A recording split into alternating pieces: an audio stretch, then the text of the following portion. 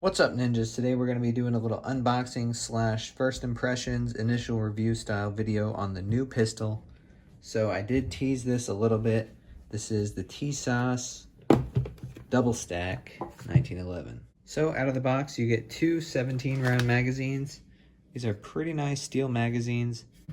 You get a little takedown tool, pretty nice that they include that.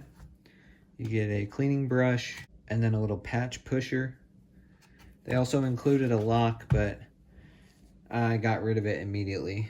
There's just a little user manual in here, so we'll check out the user manual later. I did notice that the hinge was broken whenever I got it. Not really a huge deal to me, but it probably happened in shipping. Let's pull out the pistol and check it out. So this is the 4 1/4 inch barrel. Optics cut already for the RMSc, so I'm definitely gonna put the Holosun 507K on there. There's the other magazine. And we do have a rail on the bottom. Nice skeletonized looking hammer. And then we have the plain Jane rear sights. So I'm really liking this thing. I like the way it feels in the hand. It's nice and bulky, but it's not too bulky. And then it's essentially the same as a regular 1911. You have your grip safety here with your beaver tail, and then you have an ambi safety, which is very nice and easy to operate. We have a standard slide release, and that also is your takedown pin. If you don't know how 1911 works, pretty easy to take down.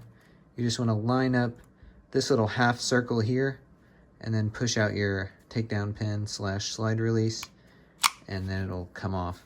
You can also push down on the recoil spring and move this plate out of the way. You can do it either way. It's a little bit easier if you take this out first, but yeah, so I'm really liking this thing. The Gun Guy 77, shout out to him. He just got one of these and it made me want to get one. So not trying to copy you, Gun Guy, but I did want a 2011 for a while, and once I saw what you paid for yours, I was like, man, I gotta get one. So I went ahead and got this ordered. I'm really loving it. The slide pulls back pretty smooth, and I'm sure over time it'll be a lot smoother. So we'll have to get this broken in. But yeah, first impressions, I am noticing there's a little bit of play, but that's probably normal.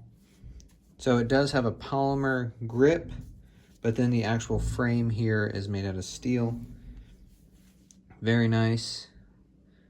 This is the Carry DS. So this is the Turkish Staccato, everyone. I think that's what I'm going to call it. I know technically I think it's made in Tennessee, but Tisas is a Turkish company. So this is the Turkish Staccato. Definitely a nice pickup. It was only $7.50, I think. And then I had to pay shipping and stuff, so probably could have got it a little bit cheaper. But the shipping and taxes really do add a little bit extra, so you can probably pick one of these up between $700 to $800. Depending on if you can get it locally. So let's check out this trigger pull. Very short take up on it. I think it has a 4 or a 4.5 pound trigger. Short reset. So the trigger is polymer. I'm assuming the actual trigger action on the inside is probably metal, but it does have a polymer trigger face. I'm not sure if there's any upgrades you can do to these. I haven't done a whole lot of research on them. But overall, it seems like a pretty good gun. I definitely want to get it out to the range as soon as I can. I'm super pumped to shoot this thing. And I think whenever I bring this out, we'll bring out the 45 and do a little comparison video. So without further ado, let's go ahead and pull this optics plate off, and we can go ahead and install the Holosun. So right off the bat, I did notice, unlike the SIG, this actually has a little locator tabs. So the SIG didn't have those, and I think that might have been part of the problem with my red dot, so I do appreciate that it actually has the locator tabs on it. I'm gonna go ahead and have to wipe this down. We can go ahead and get the optic installed. All right, so I went ahead and put some Loctite on these screws, and I'm just gonna drop it on here. Try to get it lined up as best I can. And we'll go ahead and I'm just gonna tighten these down, just finger tight. and then we'll go ahead and torque them down to spec.